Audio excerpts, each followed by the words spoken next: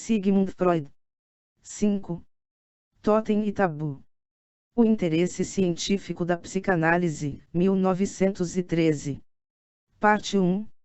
O interesse psicológico da psicanálise.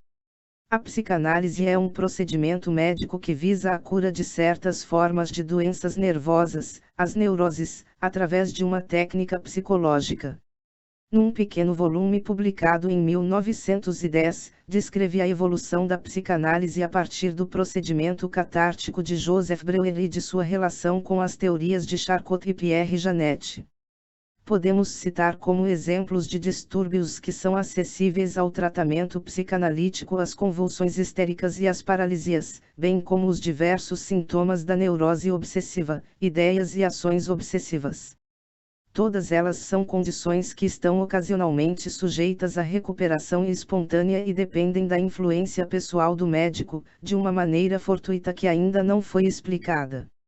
A psicanálise não tem efeito terapêutico sobre as formas mais graves da perturbação mental propriamente dita. Mas possibilitou, pela primeira vez na história da medicina, uma certa compreensão, insight, da origem e do mecanismo das neuroses e das psicoses. Esta importância da psicanálise para a medicina, entretanto, não justificaria que a trouxesse à apreciação de um círculo de savantes interessados na síntese das ciências, e isso poderia parecer particularmente prematuro na medida em que grande número de psiquiatras e neurologistas se opõem ao novo método terapêutico e rejeitam tanto os seus postulados quanto as suas descobertas. Se, não obstante, considero a experiência legítima, é porque a psicanálise pode também pretender o interesse de outras pessoas além dos psiquiatras, desde que ela toca em várias outras esferas do conhecimento e revela inesperadas relações entre estas e a patologia da vida mental. Consequentemente, neste artigo deixarei de lado o interesse médico da psicanálise e ilustrarei com uma série de exemplos o que acabei de afirmar sobre a jovem ciência. Há muitos fenômenos envolvendo as relações dos movimentos faciais, e outros movimentos expressivos, com a fala, bem como com muitos processos intelectuais, tanto em pessoas normais, como nas doentes, que até o momento escaparam à atenção da psicologia por terem sido considerados simples resultados de distúrbios orgânicos ou de uma falha no funcionamento do aparelho mental. Refiro-me às parapraxias, lapsos de linguagem ou da escrita, esquecimentos etc., às ações casuais e aos sonhos das pessoas normais, assim como às crises convulsivas, delírios, visões e ideias ou atos obsessivos dos pacientes neuróticos. Esses fenômenos, quando não foram inteiramente negligenciados, como no caso das parapraxias, foram relegados à patologia e foi feita uma tentativa de encontrar-lhes explicações fisiológicas, embora estas fossem invariavelmente insatisfatórias. A psicanálise, pelo contrário, foi capaz de demonstrar que todos esses fenômenos podem ser explicados por meio de hipóteses de natureza puramente psicológica e encaixados na cadeia de fatos psíquicos que já conhecemos. Assim, se por um lado a psicanálise restringiu a área submetida ao ponto de vista fisiológico, por outro trouxe uma grande parte da patologia para a esfera da psicologia. Nesse caso, os fenômenos normais oferecem as provas mais convincentes. A psicanálise não pode ser acusada de ter aplicado a casos normais descobertas a que chegou partindo de material patológico. As provas, nestes como naqueles, foram atingidas independentemente e demonstram que os processos normais e os descritos como patológicos seguem as mesmas regras. Examinarei agora mais pormenorizadamente dois dos fenômenos normais, isto é, fenômenos que podem ser observados em pessoas normais, em que estamos aqui interessados a saber, as parapraxias e os sonhos. Entendo por parapraxias a ocorrência em pessoas sadias e normais de fatos como esquecimento de palavras e nomes que nos são normalmente familiares, esquecimento do que pretendíamos fazer, incursão em lapsos de linguagem e escrita, erros de leitura, colocação de coisas em lugares errados e incapacidade de encontrá-las, perda de objetos, enganos em assuntos que conhecemos muito bem e certos gestos e movimentos habituais. Todos esses fatos têm recebido pouca atenção na psicologia, foram classificados como exemplos de distração, sendo atribuídos à fadiga, à falta de atenção ou aos efeitos colaterais de certas doenças leves. A indagação analítica, contudo, demonstra com certeza suficiente para satisfazer a todos os requisitos, que estes últimos fatores operam simplesmente como facilitadores e podem achar-se ausentes. As parapraxias são fenômenos psíquicos plenamente desenvolvidos e sempre possuem um significado e uma intenção. Servem a propósitos definidos que, devido à situação psicológica predominante, não podem ser expressos de nenhuma outra maneira. Essas situações, via de regra, envolvem um conflito psíquico que impede a intenção subjacente de encontrar expressão direta e a desvia ao longo de caminhos indiretos. A pessoa que comete uma parapraxia pode notá-la ou menosprezá-la, a intenção reprimida subjacente à parapraxia pode lhe ser até familiar, mas geralmente não se dá conta, sem o auxílio da análise, de que essa intenção é a responsável pela parapraxia em questão. As análises das parapraxias são geralmente muito fáceis e rápidas. Se chama a atenção da pessoa para um engano, o pensamento que lhe ocorre em seguida lhe fornecerá sua explicação. As parapraxias constituem o material mais conveniente para quem desejar convencer-se da fidedignidade das explicações psicanalíticas. Numa pequena obra, publicada pela primeira vez sob a forma de livro em 1904, apresentei um grande número de exemplos desse tipo e desde então pude acrescentar à minha coleção muitas contribuições de outros observadores. O motivo mais comum para reprimir uma intenção, que daí em diante tem de contentar-se em encontrar expressão numa parapraxia, resulta ser a necessidade de evitar o desprazer.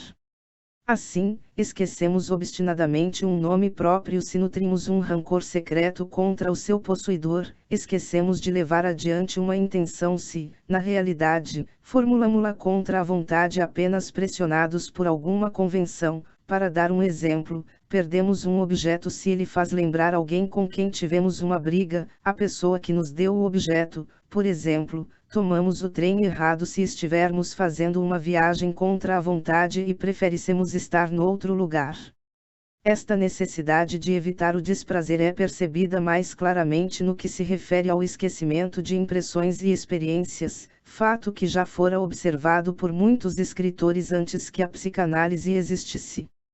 A memória revela sua parcialidade mostrando-se pronta a impedir a reprodução de impressões comprometidas com uma emoção angustiante, se bem que este propósito não possa ser alcançado em todos os casos.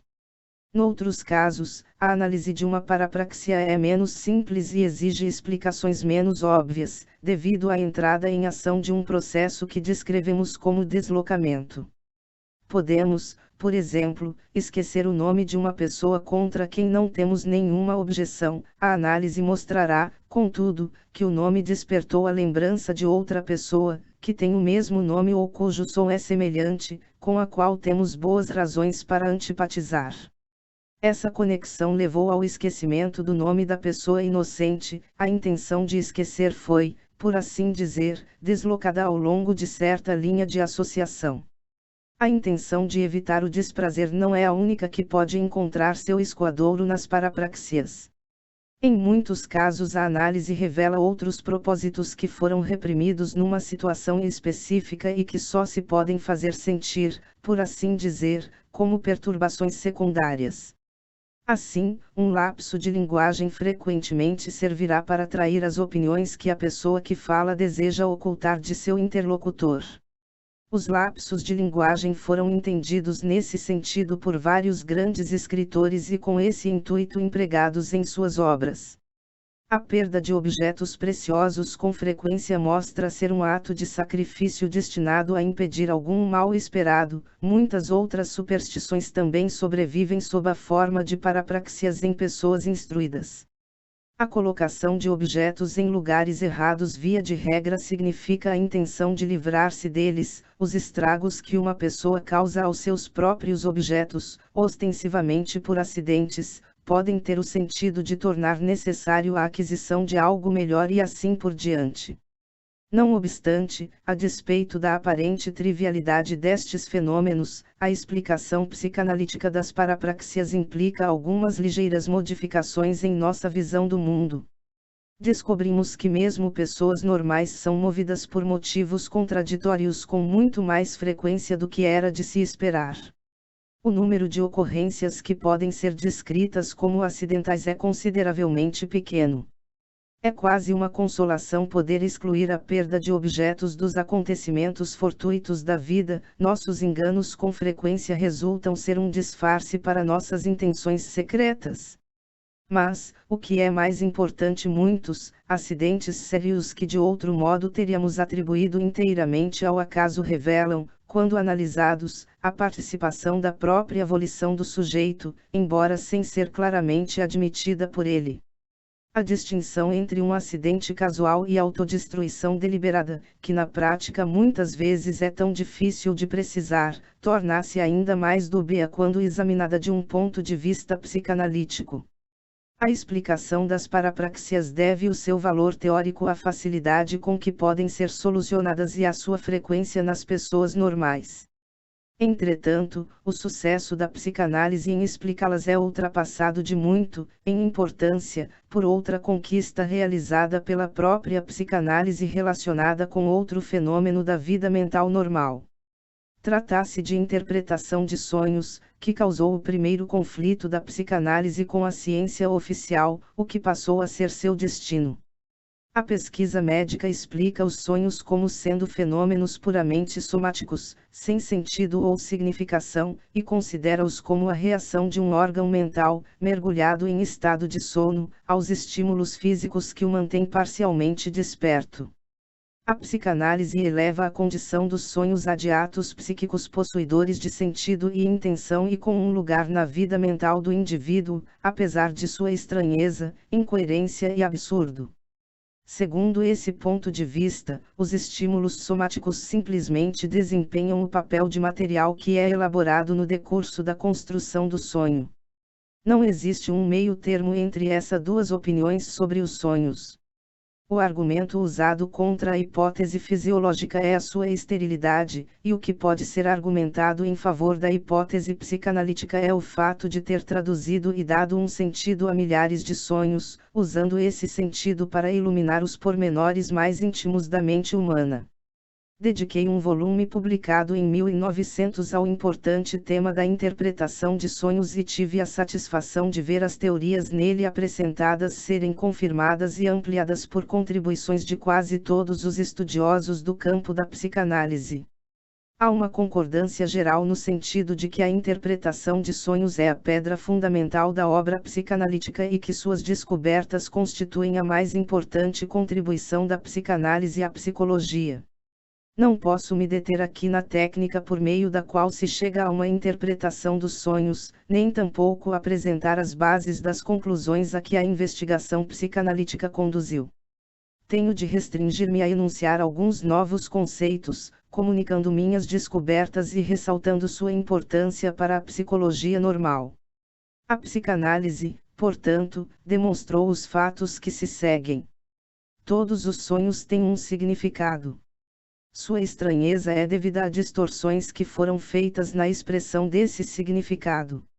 Sua aparência absurda é deliberada e exprime zombaria, ridículo e contradição. Sua incoerência é uma questão de indiferença para com a interpretação. O sonho, tal como o recordamos depois de acordar, é descrito por nós através de seu conteúdo manifesto.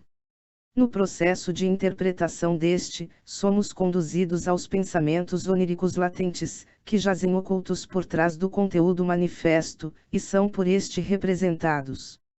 Estes pensamentos oníricos latentes já não são estranhos, incoerentes ou absurdos, são constituintes completamente válidos de nosso pensamento quando despertos. Damos o nome de elaboração onírica ao processo que transforma os pensamentos oníricos latentes no conteúdo manifesto do sonho. É essa elaboração a responsável pela deformação que torna os pensamentos oníricos irreconhecíveis no conteúdo manifesto do sonho. A elaboração onírica é um processo psicológico que até hoje não encontrou similar na psicologia, reclamando o nosso interesse em dois sentidos principais. Em primeiro lugar, traz ao nosso conhecimento processos novos como a condensação de ideias e o deslocamento da ênfase psíquica de uma ideia para outra, processos com os quais nunca, de forma nenhuma, nos deparamos em nossa vida desperta, a não ser como base daquilo que é conhecido como erros de pensamento. Em segundo lugar, nos permite detectar no funcionamento da mente um jogo de forças que estava escondido de nossa percepção consciente. Descobrimos que há uma censura, um órgão de verificação a funcionar em nós, que decide se uma ideia que surge na mente deve ter ou não permissão de chegar à consciência e que, até onde está em seu poder, exclui implacavelmente qualquer coisa que possa produzir ou reviver um desprazer. Aqui lembramos que na análise das parapraxias encontramos traços dessa mesma intenção de evitar desprazer na recordação de coisas, e de conflitos similares entre os impulsos mentais. Um estudo da elaboração onírica nos força, de uma maneira irresistível, a uma visão da vida mental que parece decidir os mais controversos problemas da psicologia. A elaboração onírica nos compele a pressupor a existência de uma atividade psíquica inconsciente que é mais abrangente e mais importante do que a familiar atividade ligada à consciência. Terei mais a dizer sobre este ponto quando vier a debater o interesse filosófico da psicanálise ver em um ponto. Ela nos permite dissecar o aparelho psíquico num certo número de diferentes atividades ou sistemas, mostrando-nos que, no sistema de atividade mental inconsciente, operam-se processos de tipo inteiramente diferente dos percebidos na consciência. A elaboração onírica tem apenas uma função, a saber, a de manter o sono. Os sonhos são os guardiães do sono. Os próprios pensamentos oníricos podem servir aos fins das mais variadas funções mentais. A elaboração onírica realiza sua tarefa representando um desejo proveniente dos pensamentos oníricos como realizado de uma maneira alucinatória. Pode-se afirmar com segurança que o estudo psicanalítico dos sonhos nos deu nossa primeira compreensão, insight, de uma psicologia profunda, cuja existência até então não fora suspeitada. Modificações fundamentais terão de ser introduzidas na psicologia normal, se esta quiser colocar-se em harmonia com as novas descobertas. É inteiramente impossível esgotar o interesse psicológico da interpretação onírica dentro dos limites deste trabalho. Tenhamos em mente que o que fiz até agora foi apenas ressaltar que os sonhos têm um sentido e são assunto para estudo psicológico, e vamos prosseguir com nossas considerações acerca do novo território que foi anexado pela psicologia ao campo da patologia. As novidades psicológicas deduzidas dos sonhos e das parapraxias devem ser aplicáveis como explicação de outros fenômenos, se quisermos acreditar no valor dessas novidades ou, na verdade, em sua própria existência.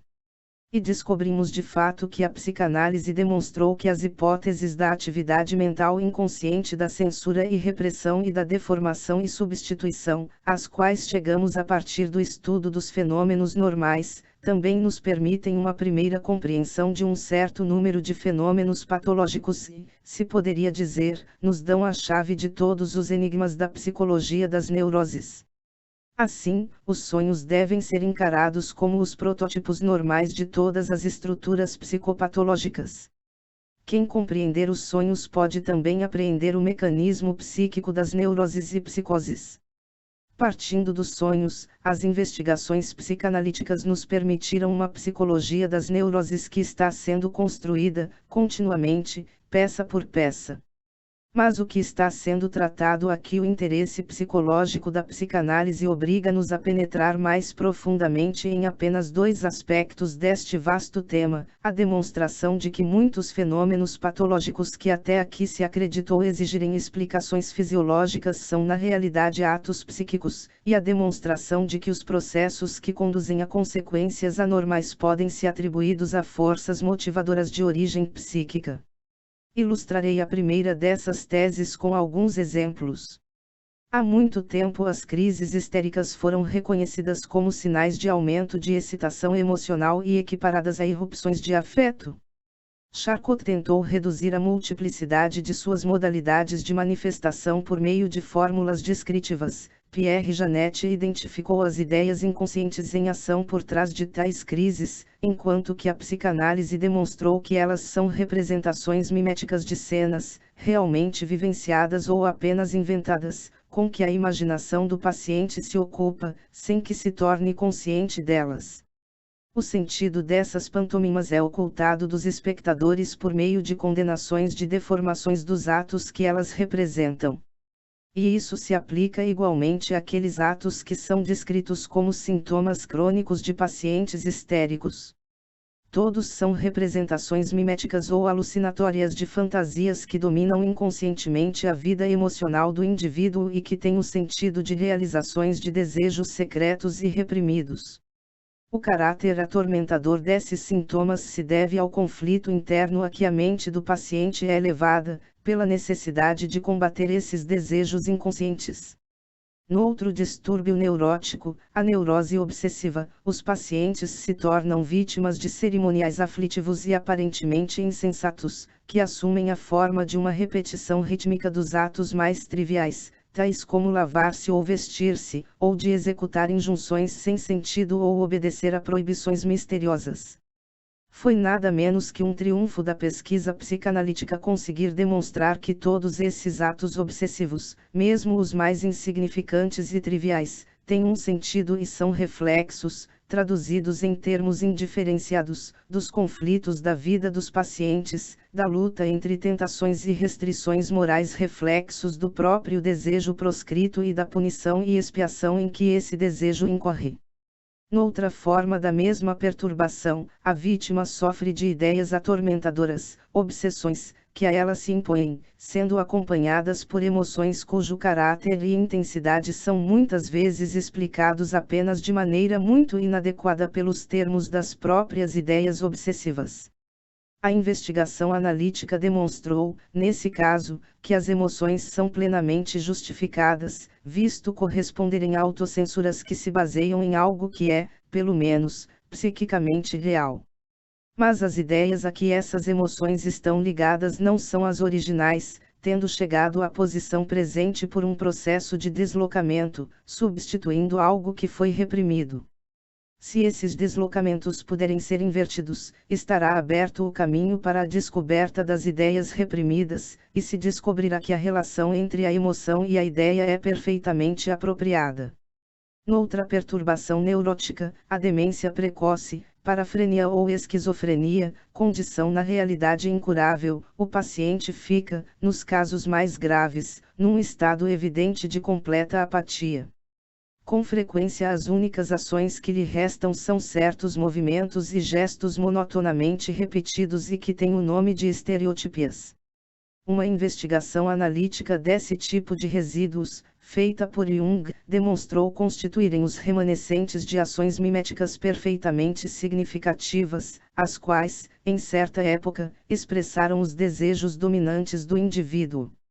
Os discursos mais loucos e as mais estranhas posturas e atitudes adotadas por esses pacientes tornam-se inteligíveis e podem ser encaixadas na cadeia de seus processos mentais, se forem abordados com base em hipóteses psicanalíticas. Considerações similares aplicam-se aos delírios e às alucinações, bem como aos sistemas delirantes, apresentados por diversos pacientes psicóticos. Onde até então parecia prevalecer apenas o mais aberrante capricho, a pesquisa psicanalítica introduziu regras, ordem e conexão, ou pelo menos nos permitiu suspeitar de sua presença nas investigações que ainda se acham incompletas. As formas mais heterogêneas de distúrbio mental se revelam como sendo resultado de processos basicamente idênticos e que podem ser compreendidos e descritos através de conceitos psicológicos. O que já foi descoberto sobre a formação dos sonhos funciona onde quer que seja no conflito psíquico, na repressão de certos impulsos instintivos enviados de volta para o inconsciente por outras forças mentais, nas formações reativas estabelecidas pelas forças repressoras, e nos substitutos construídos pelos instintos reprimidos, mas não despojados de toda a sua energia. Os processos acessórios de condensação e de deslocamento, tão familiares a nós nos sonhos, podem também ser encontrados em toda parte. A multiplicidade de quadros clínicos observada pelos psiquiatras depende de duas outras coisas: da multiplicidade dos mecanismos psíquicos à disposição dos processos repressivos e da multiplicidade de disposições desenvolvimentais, que dão aos impulsos reprimidos oportunidade de irromperem através de estruturas substitutivas. A psicanálise mostra à psicologia a solução de metade dos problemas da psiquiatria. Não obstante, seria um erro grave supor que a análise favorece ou pretende uma visão puramente psicológica das perturbações mentais. Não se pode menosprezar o fato de que a outra metade dos problemas da psiquiatria relaciona-se com a influência de fatores orgânicos, mecânicos, tóxicos ou infecciosos, sobre o mecanismo mental. Mesmo no caso da mais leve dessas perturbações, a neurose, não se pretende que sua origem seja puramente psicogênica, mas remonta-se sua etiologia à influência sobre a vida mental de um fator indiscutivelmente orgânico, ao qual me referirei posteriormente ver em o número de descobertas psicanalíticas pormenorizadas que não podem deixar de ser importantes para a psicologia geral é grande demais para que as enumere aqui.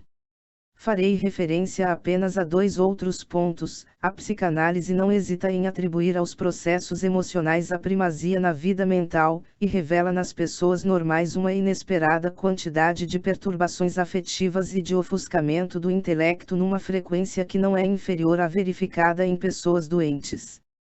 Parte 2. O interesse da psicanálise para as ciências não psicológicas. O interesse filológico da psicanálise. Estareis sem dúvida infringindo o uso linguístico comum ao postular um interesse na psicanálise por parte dos filólogos, isto é, dos peritos na fala, porque, no que se segue, a expressão fala deve ser entendida não apenas como significando a expressão do pensamento por palavras, mas incluindo a linguagem dos gestos e todos os outros métodos, por exemplo a escrita, através dos quais a atividade mental pode ser expressa. Assim sendo, pode-se salientar que as interpretações feitas por psicanalistas são, antes de tudo, traduções de um método estranho de expressão para outro que nos é familiar. Quando interpretamos um sonho, estamos apenas traduzindo um determinado conteúdo de pensamento, os pensamentos oníricos latentes, da linguagem de sonhos para a nossa fala de vigília. À medida que fazemos isso, aprendemos as peculiaridades dessa linguagem onírica e nos convencemos de que ela faz parte de um sistema altamente arcaico de expressão.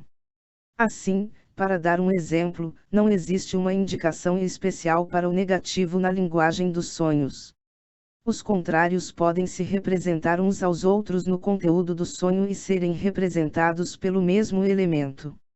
Ou, noutras palavras, na linguagem onírica, os conceitos são ainda ambivalentes e unem dentro de si significados contrários, como é o caso, de acordo com as hipóteses dos filólogos, das mais antigas raízes das línguas históricas. Outra característica notável de nossa linguagem onírica é seu emprego extremamente frequente de símbolos, o que nos possibilita, até certo ponto, traduzir o conteúdo dos sonhos sem referência às associações de quem sonhou. Nossas pesquisas ainda não elucidaram suficientemente a natureza essencial desses símbolos. São em parte analogias e sucedâneos baseados em semelhanças óbvias, mas, em alguns deles, o tertium comparationis presumivelmente presente foge ao nosso entendimento consciente. É precisamente essa última classe de símbolos que deve provavelmente originar-se das primeiras fases de evolução linguística e construção conceitual. Nos sonhos, são acima de tudo os órgãos e as atividades sexuais que são representados simbolicamente, em vez de sê-lo de modo direto.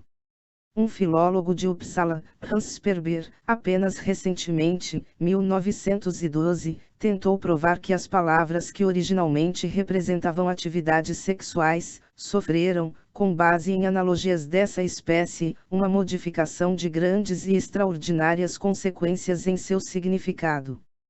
Se pensarmos que os meios de representação nos sonhos são principalmente imagens visuais e não palavras, veremos que é ainda mais apropriado comparar os sonhos a um sistema de escrita do que a uma linguagem. Na realidade, a interpretação dos sonhos é totalmente análoga ao deciframento de uma antiga escrita pictográfica, como os hieróglifos egípcios.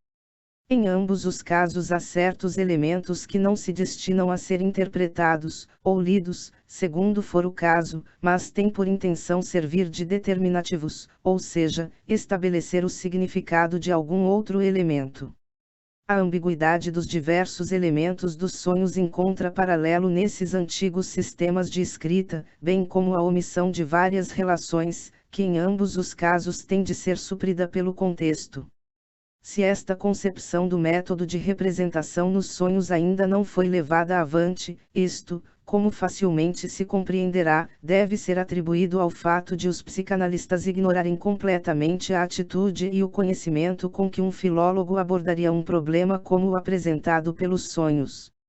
A linguagem dos sonhos pode ser encarada como o método pelo qual a atividade mental inconsciente se expressa. Mas o inconsciente fala mais de um dialeto.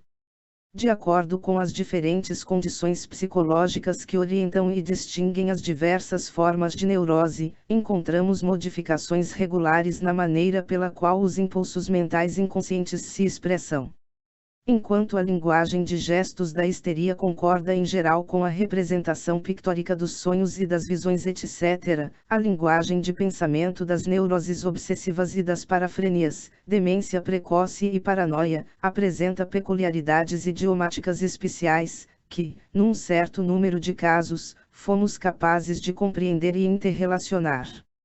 Por exemplo, o que um histérico expressa através de vômitos, um obsessivo expressará por meio de penosas medidas de proteção contra infecções, enquanto um parafrênico será levado a queixas ou suspeitas de estar sendo envenenado. Todas essas são representações diferentes do desejo de engravidar do paciente que foi reprimido para o inconsciente, ou de sua reação defensiva contra esse desejo. B. O interesse filosófico da psicanálise.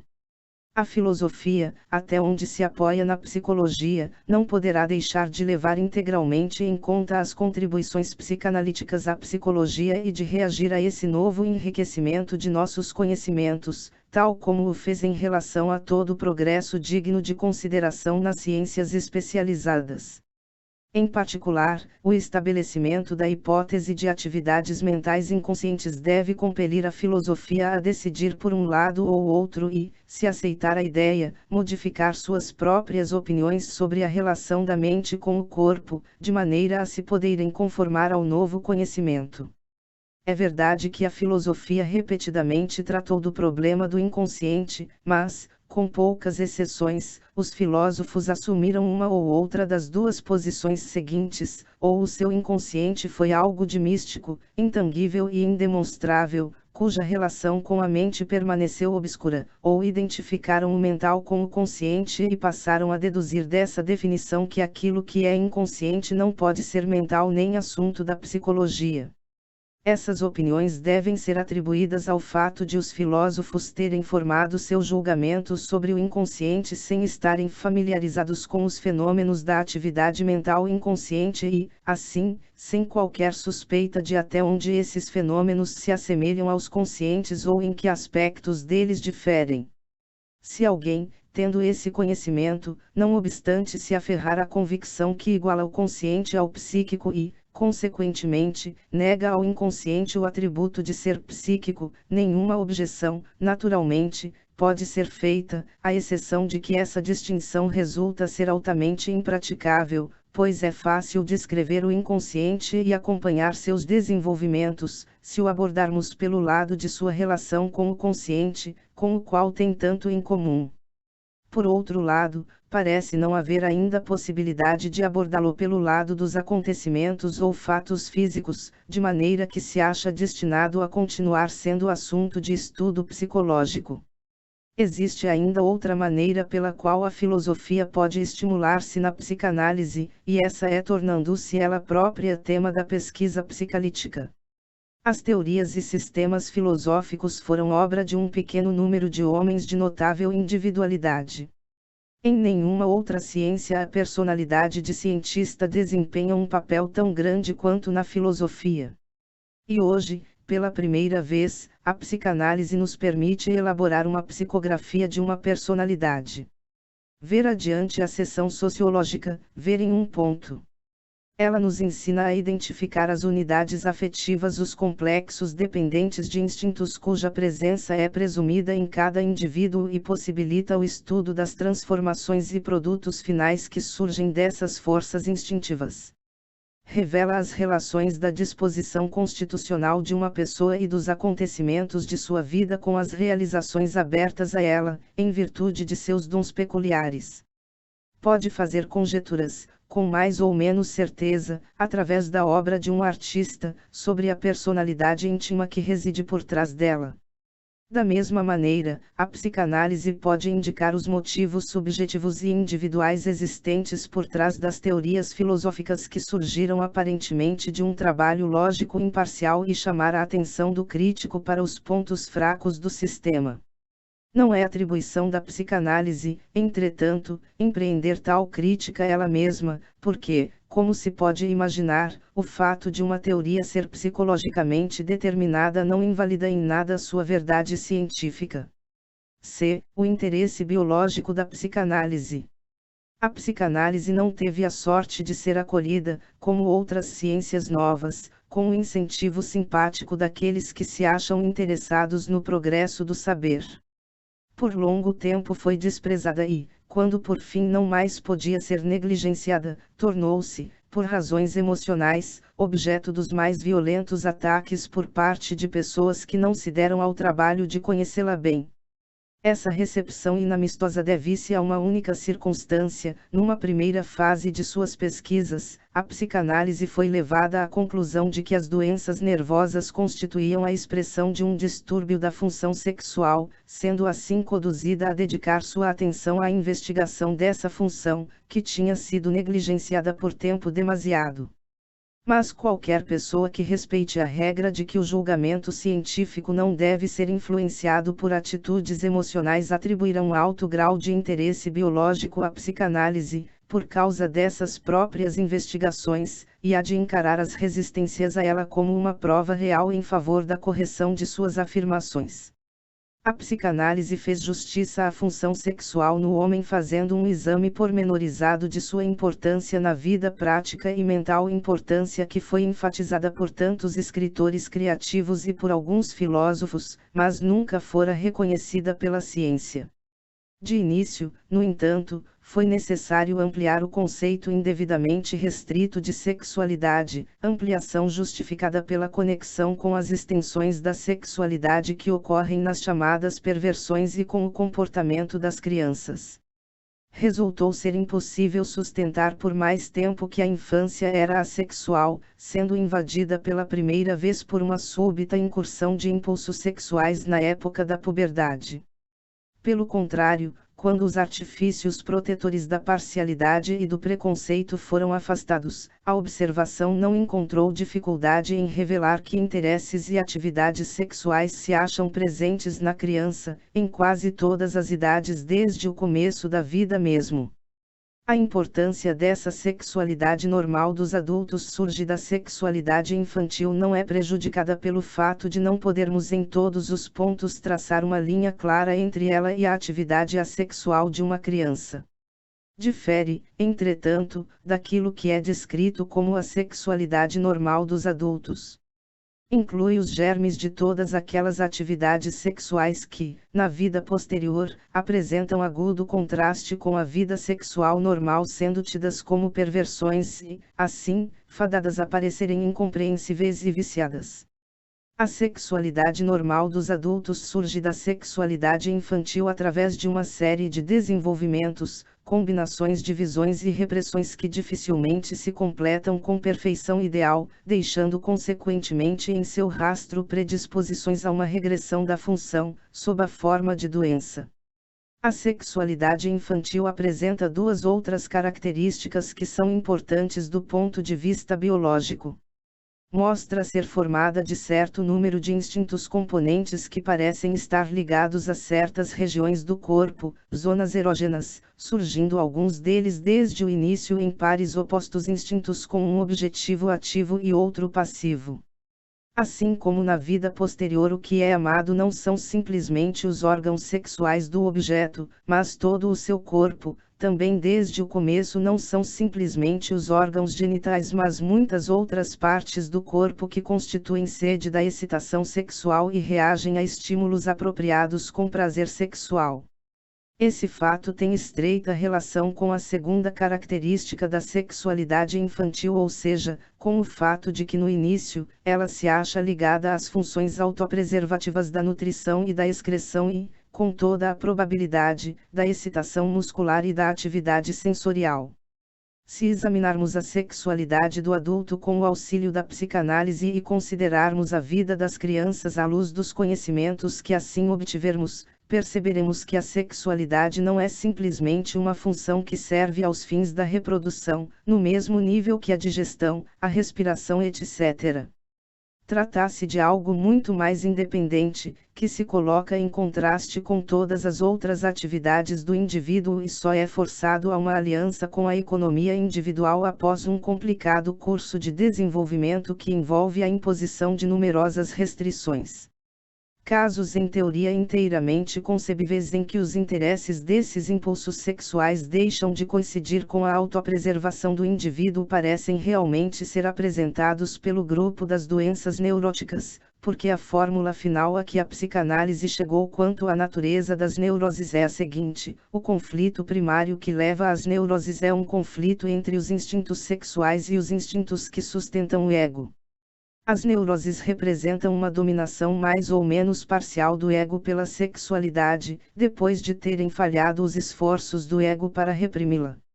Julgamos necessário nos manter afastados de considerações biológicas durante nosso trabalho psicanalítico e abster-nos de utilizá-las para propósitos heurísticos, de maneira a não nos afastarmos de um julgamento imparcial dos fatos psicanalíticos que nos apresentam. Mas, depois de completar nosso trabalho psicanalítico, teremos de encontrar um ponto de contato com a biologia e será justa a nossa satisfação se constatarmos que esse contato já está assegurado num ou noutro ponto importante. O contraste entre os instintos do ego e o instinto sexual, ao qual fomos obrigados a atribuir a origem das neuroses, é transposto para a esfera da biologia pelo contraste entre os instintos que servem à preservação do indivíduo e os que servem à sobrevivência da espécie. Na biologia encontramos a mais abrangente concepção de um plasma germinal e moral ao qual os diferentes indivíduos transitórios se ligam como órgãos que se desenvolvem sucessivamente. É somente essa concepção que nos permite compreender corretamente o papel desempenhado pelas forças instintivas sexuais na filosofia e na psicologia. Apesar de todos os nossos esforços para que a terminologia e as considerações biológicas não dominassem o trabalho psicanalítico, não podemos evitar o seu emprego mesmo na descrição dos fenômenos que estudamos. Não podemos deixar de considerar o termo instinto como um conceito fronteiriço entre as esferas da psicologia e da biologia. Falamos também de atributos e impulsos mentais masculinos e femininos, embora, estritamente falando, as diferenças entre os sexos não possam pretender nenhuma característica psíquica especial. Aquilo de que falamos na vida comum como masculino e feminino reduz-se, do ponto de vista da psicologia, às qualidades de atividade e passividade, isto é, a qualidades determinadas não pelos próprios instintos, mas por seus objetivos. A associação regular destes ativos e passivos na vida mental reflete a bissexualidade dos indivíduos, que está entre os postulados clínicos da psicanálise. Ficarei satisfeito se estas poucas observações chamarem a atenção para muitos aspectos em que a psicanálise atua como intermediária entre a biologia e a psicologia. O interesse da psicanálise de um ponto de vista de desenvolvimento. Nem toda análise de fenômenos psicológicos merece o nome de psicanálise, pois esta implica mais que a simples análise de fenômenos compostos em outros mais simples. Consiste em remontar uma determinada estrutura psíquica a outra que a precedeu no tempo e da qual se desenvolveu. O procedimento médico-psicanalítico não pode eliminar um sintoma até haver traçado a origem e a evolução desse sintoma. Assim, desde o início, a psicanálise dirigiu-se no sentido de delinear processos de desenvolvimento. Começou por descobrir a gênese dos sintomas neuróticos e foi levada, à medida que o tempo passava, a voltar sua atenção para outras estruturas psíquicas e a construir uma psicologia genética que também se lhe aplicasse. A psicanálise foi obrigada a atribuir a origem da vida mental dos adultos à vida das crianças e teve de levar a sério o velho ditado que diz que a criança é o pai do homem. Delineou a continuidade entre a mente infantil e a mente adulta e observou também as transformações e os remanejamentos que ocorrem no processo. Na maioria de nós existe, em nossas lembranças, uma lacuna que abrange os primeiros anos da infância dos quais apenas algumas recordações fragmentárias sobrevivem. Pode-se dizer que a psicanálise preencheu essa lacuna e aboliu a amnésia infantil do homem. Ver adiante a seção sobre interesse educacional. Ver em um ponto. Algumas descobertas notáveis foram efetuadas no curso dessa investigação da mente infantil. Assim foi possível confirmar o que já fora muitas vezes suspeitado: a influência extraordinariamente importante exercida pelas impressões da infância, e particularmente pelos seus primeiros anos, sobre todo o curso da evolução posterior. Isso nos conduz ao paradoxo psicológico que somente para a psicanálise não é paradoxo de serem precisamente estas, as mais importantes de todas as impressões, as que não são recordadas em anos posteriores. A psicanálise pôde estabelecer o caráter decisivo e indestrutível dessas primeiras experiências da maneira mais clara possível, no caso da vida sexual. On revient toujours à ses premiers amours é pura verdade. Os muitos enigmas da vida sexual dos adultos só podem ser solucionados se forem ressaltados os fatores infantis existentes no amor. Uma luz teórica é lançada sobre a influência deles depois de considerarmos que as primeiras experiências de um indivíduo na infância não ocorrem somente por acaso, mas correspondem também às primeiras atividades de suas disposições instintivas inatas ou constitucionais. Outra descoberta muito mais surpreendente foi que, a despeito de toda a evolução posterior que ocorre no adulto, nenhuma das formações mentais infantis perece. Todos os desejos, impulsos instintivos, modalidades de reação e atitudes da infância acham-se ainda demonstravelmente presentes na maturidade e, em circunstância apropriada, podem mais uma vez surgir. Elas não são destruídas, mas simplesmente se sobrepõem para empregar o modo espacial de descrição que a psicologia psicanalítica foi obrigada a adotar. Assim, faz parte da natureza do passado mental, diferentemente do passado histórico, não ser absorvido pelos seus derivados, persiste, seja na realidade ou apenas potencialmente, juntamente com o que se originou dele. A prova desta afirmação reside no fato de os sonhos das pessoas normais reviverem seus caracteres de infância a cada noite e reduzirem toda a sua vida mental a um nível infantil. Esse mesmo retorno ao infantilismo psíquico, regressão, ocorre nas neuroses e psicoses, cujas peculiaridades podem, em grande parte, ser descritas como arcaísmos psíquicos. A intensidade com que os resíduos da infância ainda se acham presentes na mente nos é mostrada pelo grau de disposição para a doença. Essa disposição pode, por conseguinte, ser encarada como expressão de uma inibição do desenvolvimento. A parte do material psíquico de uma pessoa que permaneceu infantil e foi reprimida como imprestável constitui o cerne de seu inconsciente. E acreditamos que podemos seguir nas histórias de nossos pacientes a maneira pela qual esse inconsciente, subjugado como é pelas forças de repressão, fica à espera de uma possibilidade de tornar-se ativo e fazer uso de suas oportunidades, se as estruturas psíquicas posteriores e mais elevadas fracassarem no domínio das dificuldades da vida real. Nos últimos anos, escritores psicanalíticos deram-se conta de que o princípio a ontogenia é uma repetição da filogenia deve ser aplicado à vida mental e isso resultou numa nova ampliação do interesse da psicanálise. e o interesse da psicanálise do ponto de vista da história da civilização. A comparação entre a infância dos homens e a primitiva história das sociedades já provou sua fecundidade em diversos sentidos, ainda que seu estudo esteja apenas começando. Nesta conexão, o modo de pensar psicanalítico atua como um novo instrumento de pesquisa. A aplicação de suas hipóteses à psicologia social torna possível tanto o levantamento de novos problemas como a visão dos antigos sob nova luz e nos capacita a contribuir para a sua solução. Em primeiro lugar, parece inteiramente possível aplicar os pontos de vista psicanalíticos deduzidos dos sonhos a produtos da imaginação étnica, como os mitos e os contos de fadas. Há muito tempo se sentia a necessidade de interpretar essas produções, suspeitava-se existir algum sentido secreto por trás delas e presumiu-se que esse sentido se mantivesse oculto através de mudanças e transformações. O estudo dos sonhos e das neuroses feito pela psicanálise lhe trouxe a experiência necessária para capacitá-la a adivinhar os procedimentos técnicos que orientaram essas deformações. Num certo número de casos, porém, ela pode também revelar os motivos que levaram a essa modificação do sentido original dos mitos. Não se pode aceitar como primeiro impulso para a construção de mitos um anseio teórico por encontrar uma explicação para os fenômenos naturais ou para elucidar observâncias e práticas de culto que se tornaram ininteligíveis.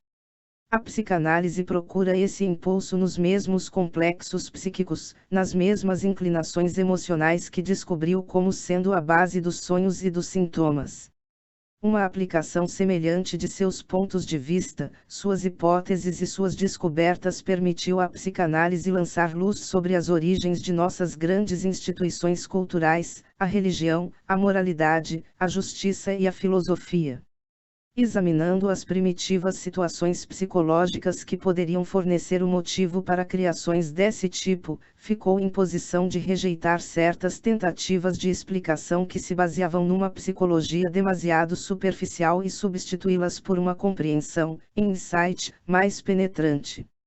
A psicanálise estabeleceu uma estreita conexão entre essas realizações psíquicas de indivíduos, por um lado, e de sociedades, por outro, postulando uma mesma e única fonte dinâmica para ambas.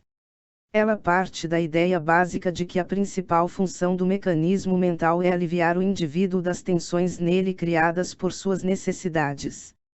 Uma parte desta tarefa pode ser realizada extraindo-se satisfação do mundo externo e, para esse fim, é essencial possuir controle sobre o mundo real.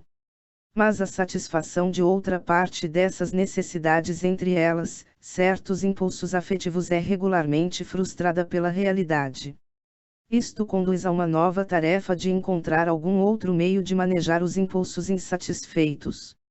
Todo o curso da história da civilização nada mais é que um relato dos diversos métodos adotados pela humanidade para sujeitar seus desejos insatisfeitos, que, de acordo com as condições cambiantes, modificadas, ademais, pelos progressos tecnológicos, defrontaram-se com a realidade, às vezes favoravelmente e outras com frustração. Uma investigação dos povos primitivos mostra a humanidade de inicialmente aprisionada pela crença infantil em sua própria onipotência. Toda uma gama de estruturas mentais pode ser então compreendida como tentativas de negar tudo o que pudesse perturbar esse sentimento de onipotência e impedir assim que a vida emocional fosse afetada pela realidade, até que esta pôde ser mais bem controlada e utilizada para propósitos de satisfação. O princípio de evitar o desprazer domina as ações humanas até ser substituído pelo princípio melhor de adaptação ao mundo externo. Par e passo com o controle progressivo dos homens sobre o mundo segue uma evolução de sua Weltanschauung, sua visão do universo como um todo. Cada vez eles se afastam mais de sua crença original na própria onipotência, elevando-se da fase animista para a religiosa e desta para a científica. Os mitos, a religião e a moralidade podem ser situados nesse esquema como tentativas de busca de compensação da falta de satisfação dos desejos humanos. Nosso conhecimento das doenças neuróticas dos indivíduos foi de grande auxílio para a compreensão das grandes instituições sociais, porque as neuroses mostraram ser tentativas de encontrar soluções individuais para o problema de compensar os desejos insatisfeitos, enquanto que as instituições buscam proporcionar soluções sociais para esses mesmos problemas. A recessão do fator social e a predominância do sexual transforma essas soluções neuróticas do problema psicológico em caricaturas que de nada servem, a não ser para ajudar-nos a explicar essas importantes questões. F. O interesse da psicanálise do ponto de vista da ciência da estética. A psicanálise esclarece satisfatoriamente alguns dos problemas referentes às artes e aos artistas, embora outros lhe escapem inteiramente. No exercício de uma arte vê-se mais uma vez uma atividade destinada a apaziguar desejos não gratificados em primeiro lugar, do próprio artista e, subsequentemente, de sua assistência ou espectadores. As forças motivadoras dos artistas são os mesmos conflitos que impulsionam outras pessoas à neurose e incentivaram a sociedade a construir suas instituições. De onde o artista retira sua capacidade criadora não constitui questão para a psicologia. O objetivo primário do artista é libertar-se e, através da comunicação de sua obra a outras pessoas que sofram dos mesmos desejos sofridos, oferecer-lhes a mesma libertação. Ele representa suas fantasias mais pessoais plenas de desejo como realizadas, mas elas só se tornam obra de arte quando passaram por uma transformação que atenua o que nelas é ofensivo, oculta sua origem pessoal e, obedecendo às leis da beleza, seduz outras pessoas com uma gratificação prazerosa. A psicanálise não tem dificuldade em ressaltar, juntamente com a parte manifesta do prazer artístico, uma outra que é latente, embora muito mais poderosa, derivada das fontes ocultas da libertação instintiva. A conexão entre as impressões da infância do artista e a história de sua vida, por um lado, e suas obras como reações a essas impressões, por outro, constitui um dos temas mais atraentes de estudo analítico. Quanto ao resto, a maioria dos problemas de criação e apreciação artística esperam novos estudos, que lançarão a luz do conhecimento analítico sobre eles, designando-lhes um lugar na complexa estrutura apresentada pela compensação dos desejos humanos. A arte é uma realidade convencionalmente aceita, na qual, graças à ilusão artística, os símbolos e os substitutos são capazes de provocar emoções reais. Assim, a arte constitui um meio-caminho entre uma realidade que frustra os desejos e o mundo de desejos realizados da imaginação, uma região em que, por assim dizer, os esforços de onipotência do homem primitivo ainda se acham em pleno vigor. G. O interesse sociológico da psicanálise. É verdade que a psicanálise tomou como tema a mente individual, mas, ao fazer investigações sobre o indivíduo, não podia deixar de tratar da base emocional da relação dele com a sociedade. Foi descoberto que os sentimentos sociais contêm invariavelmente um elemento erótico, elemento que, se for superenfatizado e depois reprimido, tornar-se-á um dos sinais distintivos de um grupo particular de distúrbios mentais. A psicanálise reconheceu que, em geral, as neuroses são associais em sua natureza e visam sempre a impulsionar o indivíduo para fora da sociedade e a substituir a segura reclusão monástica dos primeiros dias pelo isolamento da doença. Demonstrou-se que o intenso sentimento de culpa que domina tantas neuroses constitui uma modificação social da ansiedade neurótica. Por outro lado, a psicanálise demonstrou plenamente o papel desempenhado pelas condições e exigências sociais como causadores de neurose. As forças que, operando desde o ego, ocasionam a restrição e a repressão do instinto devem fundamentalmente sua origem à submissão às exigências da civilização. Uma constituição e um conjunto de experiências de infância que, noutros casos, conduziriam inevitavelmente a uma neurose não produz tal resultado onde essa submissão esteja ausente ou onde tais exigências não sejam feitas pelo círculo social em que esse indivíduo se situa. A antiga afirmativa de que o aumento de distúrbios nervosos constitui um produto da civilização é pelo menos uma meia-verdade. As pessoas jovens são postas em contato com as exigências da civilização pela criação e pelo exemplo e, se a repressão instintiva ocorre independentemente desses dois fatores, é uma hipótese plausível supor que uma exigência primeva e pré-histórica passou finalmente a fazer parte da dotação organizada e herdada da humanidade. Uma criança que produza repressões instintivas espontaneamente está assim simplesmente repetindo uma parte da história da civilização. O que hoje é um ato de coibição interna foi outrora externo, imposto, talvez pelas necessidades do momento. Da mesma maneira, o que hoje se aplica a todo indivíduo em crescimento como uma exigência externa da civilização, poderá um dia tornar-se uma disposição interna à repressão. O interesse educacional da psicanálise. O interesse dominante que tem a psicanálise para a teoria da educação baseia-se num ato que se tornou evidente. Somente alguém que possa sondar as mentes das crianças será capaz de educá-las e nós, pessoas adultas, não podemos entender as crianças porque não mais entendemos a nossa própria infância. Nossa amnésia infantil prova que nos tornamos estranhos à nossa infância. A psicanálise trouxe à luz os desejos, as estruturas de pensamento e os processos de desenvolvimento da infância. Todos os esforços anteriores nesse sentido foram, no mais alto grau, incompletos e enganadores por menosprezarem inteiramente o fator inestimavelmente importante da sexualidade em suas manifestações físicas e mentais. O espanto incrédulo com que se defrontam as descobertas estabelecidas com maior grau de certeza pela psicanálise sobre o tema da infância, o complexo de Édipo, o amor a si próprio, ou narcisismo, a disposição para as perversões, o erotismo anal, a curiosidade sexual, é uma medida do abismo que separa nossa vida mental, nossos juízos de valor e, na verdade, nossos processos de pensamento daqueles encontrados mesmo em crianças normais. Quando os educadores se familiarizarem com as descobertas da psicanálise, será mais fácil se reconciliarem com certas fases do desenvolvimento infantil e, entre outras coisas, não correrão o risco de superestimar a importância dos impulsos instintivos socialmente imprestáveis ou perversos que surgem nas crianças. Pelo contrário, vão se abster de qualquer tentativa de suprimir esses impulsos pela força, quando aprenderem que esforços desse tipo com frequência produzem resultados não menos indesejáveis que a alternativa, tão temida pelos educadores, de dar livre trânsito às travessuras das crianças. A supressão forçada de fortes instintos por meios externos nunca produz, numa criança, o efeito de esses instintos se extinguirem ou ficarem sob controle, conduz à repressão, que cria uma predisposição a doenças nervosas no futuro.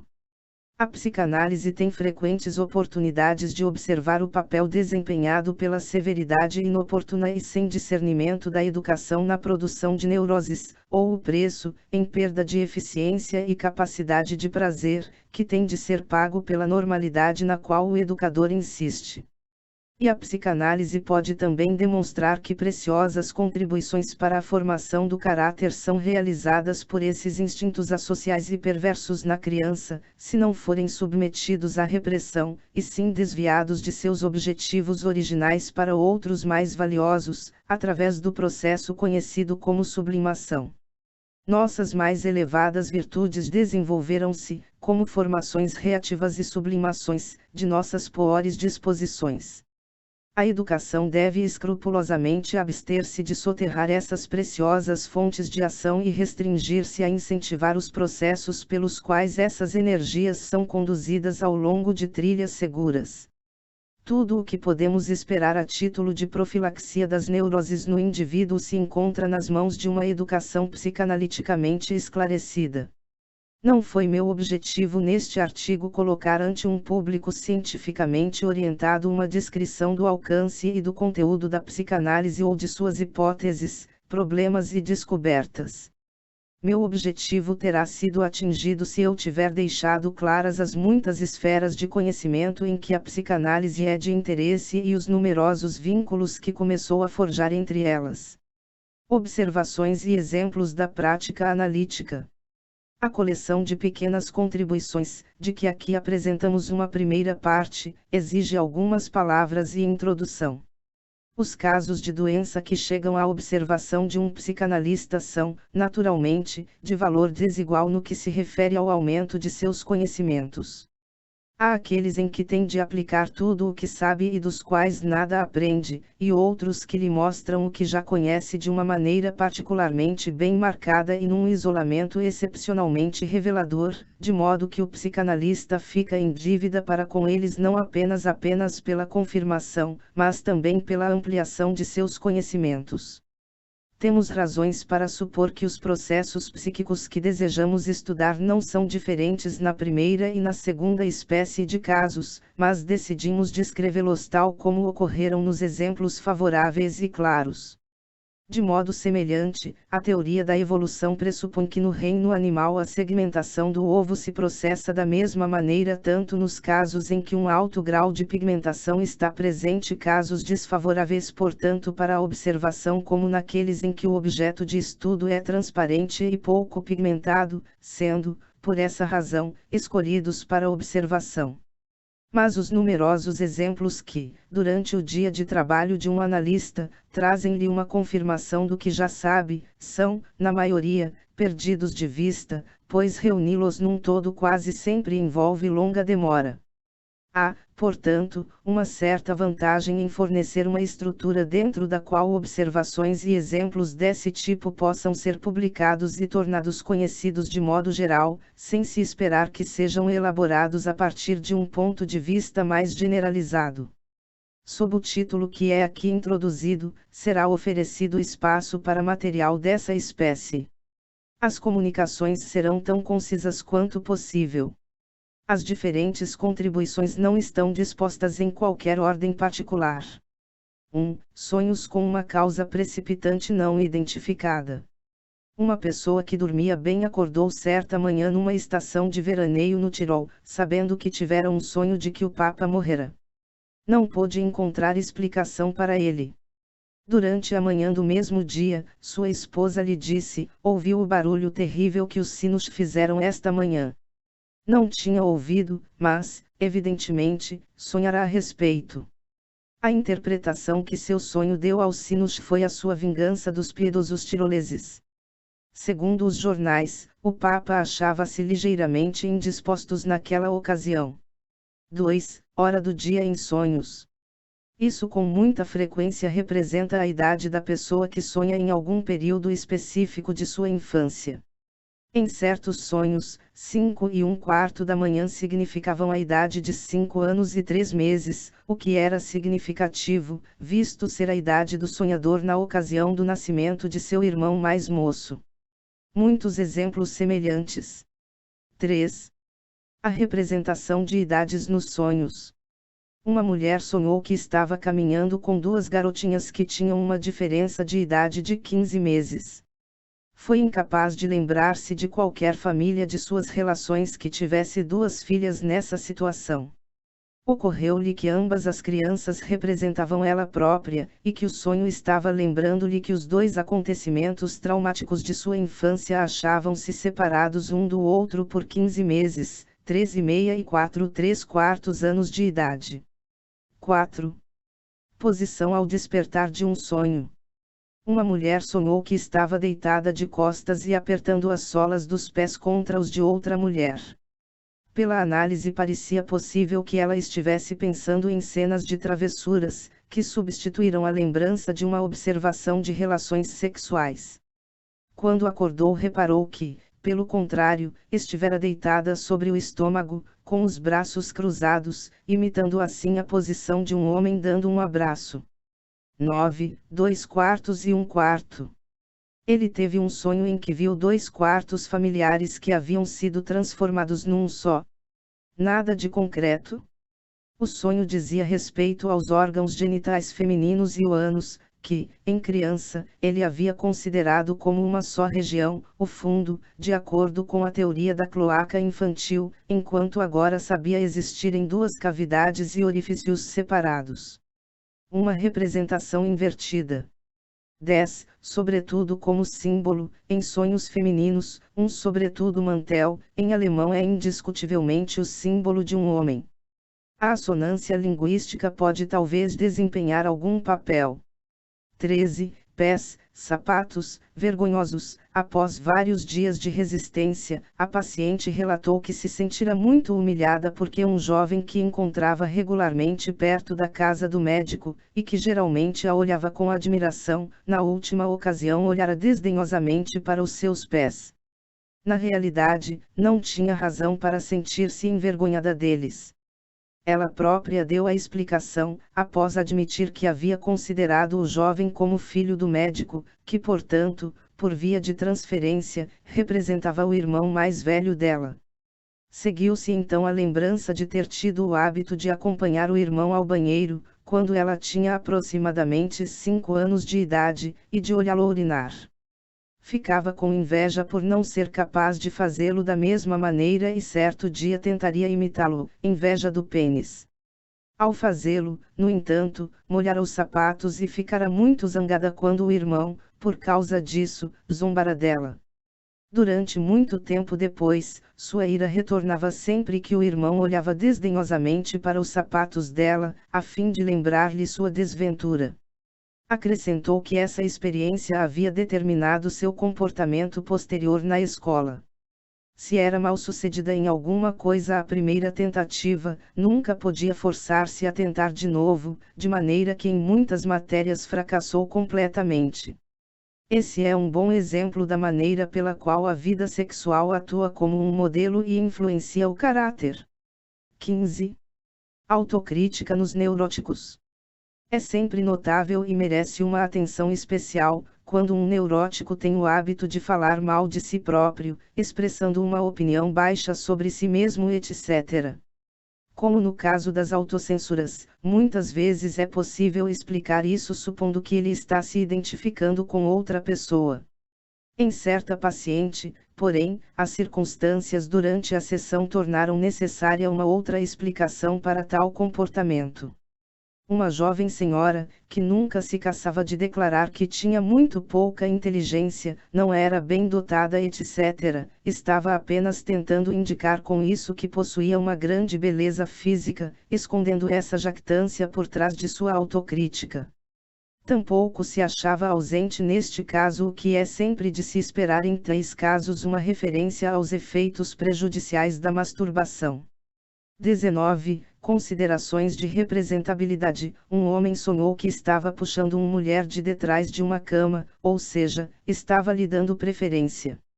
Ele, um oficial, estava sentado a uma mesa, em frente ao imperador, isto é, estava se colocando em oposição ao imperador, seu pai.